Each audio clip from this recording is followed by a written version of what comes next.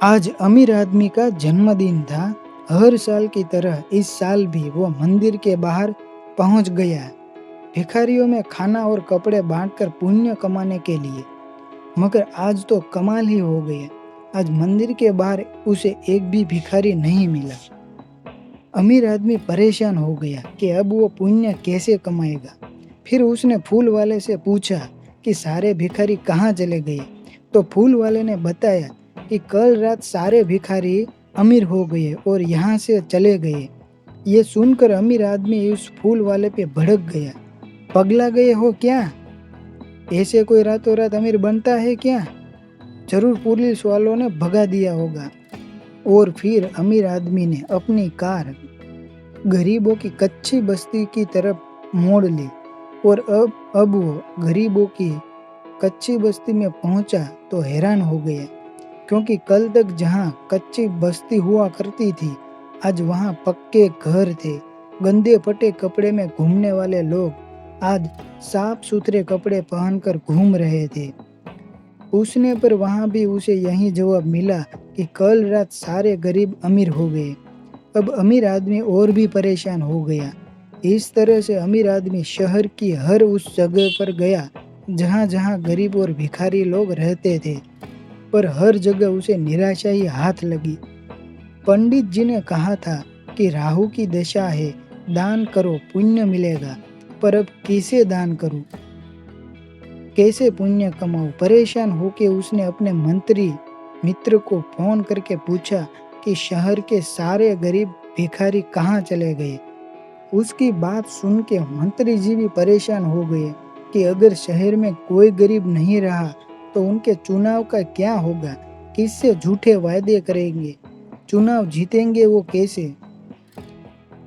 इधर अमीर आदमी की बीवी भी परेशान थी, क्योंकि आज उसकी काम वाली बाई ने काम छोड़ दिया था। अब वो भी अमीर हो गई थी, इसीलिए नौकरानी का काम नहीं करेगी वो। आज से मालकिन को खुद झाड़ू बर्तन करना होगा। आज अमीर आदमी का दफ्तर का चपरासी भी नहीं आया था, उसका ड्राइवर भी गायब था। आज तो कार भी उसे खुद ही ड्राइव करनी पड़ी। और फिर अचानक उसने देखा कि सड़क पर जैसे कारों का हुजूम निकल आया है। शहर का हर गरीब आदमी कार में सफर कर रहा है। उसका चपरासी, उसके घर की काम वाली बाय, होटल का वो वेटर जिसे वो 10 रुपये की टिप देकर एहसान जताने वाली नजरों से देखा करता था, आज वो सब उसकी बराबरी करते हुए उसकी ही कार के साथ रेस लगाते दिख रहे थे। उसे समझ ही नहीं आ रहा था कि अचानक से ये सब क्या हो गया। उसे ऐसा लगा कि उसका अस्तित्व महत्वहीन हो गया है। अमीर आदमी चिल्ला उठा, नहीं, ये नहीं हो सकता। कितनी मेहनत की थी उसने बड़ा आदमी बनने के लिए, और पर आज सारी मेहनत मिट्टी में मिल गई थी। शहर का वो तबका जो उसे झुककर सलाम किया करता था, अगर उसके बराबर में आके खड़ा हो गया तो फिर उसे बड़ा आदमी कौन मानेगा। जो काम वेटर, चपरासी, नौकर, ड्राइवर किया करते थे, वो सब काम अगर अमीर आदमी खुद करेगा तो फिर उनमें और उसमें क्या फर्क रह जाएगा। माना कि वो खुद भी गरीबों का उद्धार चाहता है, लेकिन ऐसे नहीं कि उसका अपना अस्तित्व ही महत्वहीन हो जाए। और फिर वो रोने लगा, चिल्लाने लगा, नहीं, ये नहीं हो सकता, ये कभी नहीं हो सकता। हे प्रभु, ये तूने क्या कर दिया? सब खत्म हो गया, सब खत्म हो गया। और फिर अचानक उसकी नींद खुल गई।